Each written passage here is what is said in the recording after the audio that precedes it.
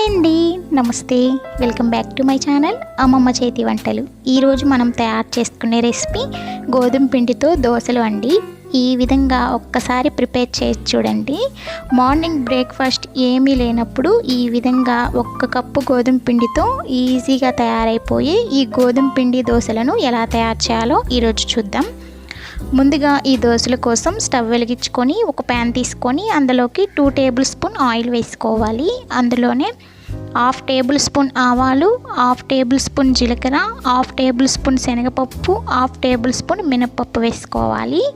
ఇవి దోరగా ఫ్రై అయిన తర్వాత అందులోకి 2 పచ్చిమిర్చిని సన్నగా చాప్ చేసుకున్నది, 1 మీడియం సైజ్ ఆనియన్స్ని వీలైనంత సన్నగా చాప్ చేసుకున్నది వేసుకొని ఈ ఆనియన్స్ని ఒక 2 మినిట్స్ ఆయిల్లో ఫ్రై చేసుకోవాలి. మరీ గోల్డెన్ కలర్ ఫ్రై అవ్వక్కర్లేదు, ఒక 2 మినిట్స్ ఫ్రై అయితే సరిపోతుంది.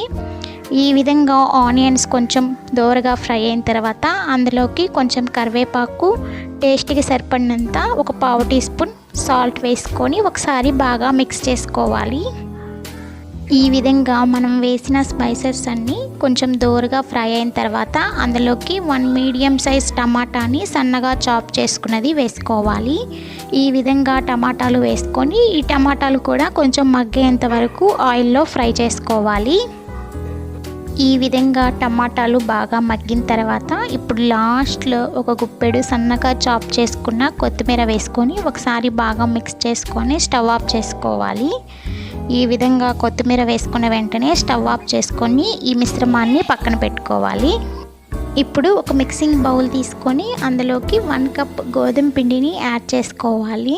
ఈ విధంగా గోధుమ పిండిని యాడ్ చేసుకున్న తర్వాత అందులోకి టేస్ట్కి సరిపడినంత ఒక 1/2 టీ స్పూన్ సాల్ట్ వేసుకొని అందులోనే మనం ముందుగా ఫ్రై చేసి పెట్టుకున్న ఈ మిశ్రమాన్ని కూడా వేసుకోవాలి. ఇప్పుడు ఇదంతా బాగా కలిసేంత వరకు ఒకసారి బాగా మిక్స్ చేసుకొని కొంచెం వాటర్ని వేసుకుంటూ దోశ పిండి కంటే కొంచెం గట్టిగా ఉండేటట్టు కలుపుకోవాలి. నీళ్ళన్నీ ఒకేసారి వేయకుండా కొంచెం వేసుకుంటూ కలుపుకోవాలి.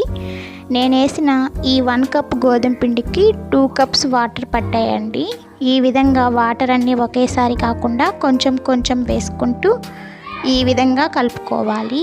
చూస్తున్నారు కదండి, పిండి కన్సిస్టెన్సీ ఈ విధంగా ఉండాలి. ఈ విధంగా పిండిని ఒకసారి బాగా మిక్స్ చేసుకోవాలి. ఈ పిండి మరీ లూజ్గా కాకుండా మరీ గట్టిగా కాకుండా చూపిస్తున్నాం కదండి, ఈ విధంగా ఉండేటట్టు కలుపుకోవాలి. ఇప్పుడు స్టవ్ మీద ఒక దోశ పెనం పెట్టుకొని అందులోకి మనం ముందుగా తయారు చేసుకున్న ఈ గోధుమ పిండిని దోశలాగా ప్రిపేర్ చేసుకోవాలి. ఈ దోశ మరీ పలుచగా రాదండి, కొంచెం మందంగానే వస్తుంది. ఈ విధంగా దోశని వేసుకున్న తర్వాత అందులో 1 టేబుల్ స్పూన్ ఆయిల్ వేసుకొని ఈ దోశని దోరగా కాల్చుకోవాలి. మంటని మీడియం ఫ్లేమ్లో పెట్టుకొని మంచి గోల్డెన్ కలర్ వచ్చేంత వరకు ఈ దోశని కాల్చుకోవాలి. ఇప్పుడు మరోవైపు తిప్పుకొని గోల్డెన్ కలర్ వచ్చేంత వరకు ఫ్రై చేసుకోవాలి.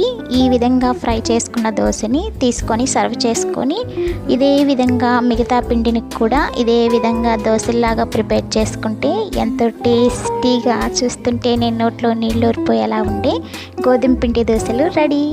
మార్నింగ్ ఏం పిండి లేనప్పుడు ఈ విధంగా 1 కప్పు గోధుమ పిండితో ఇంటిల్లిపాదికి ఇష్టమైన ఈ గోధుమ పిండి దోశలని మీరు కూడా తయారు చేసి ఎలా వచ్చినాయో కామెంట్స్ ద్వారా తెలియజేయండి. మరిన్ని క్విక్ అండ్ ఈజీ రెసిపీస్ కోసం అమ్మమ్మ చేతి వంటని సబ్స్క్రైబ్ చేసుకోండి. వీడియో నచ్చినట్లయితే లైక్ చేయండి, షేర్ చేయండి, కామెంట్ చేయండి. మన వీడియోల్ని కొత్త వారు ఎవరన్నా చూస్తున్నట్లయితే సబ్స్క్రైబ్ చేసుకోవడం అస్సలు మర్చిపోకండి. Thank you for watching.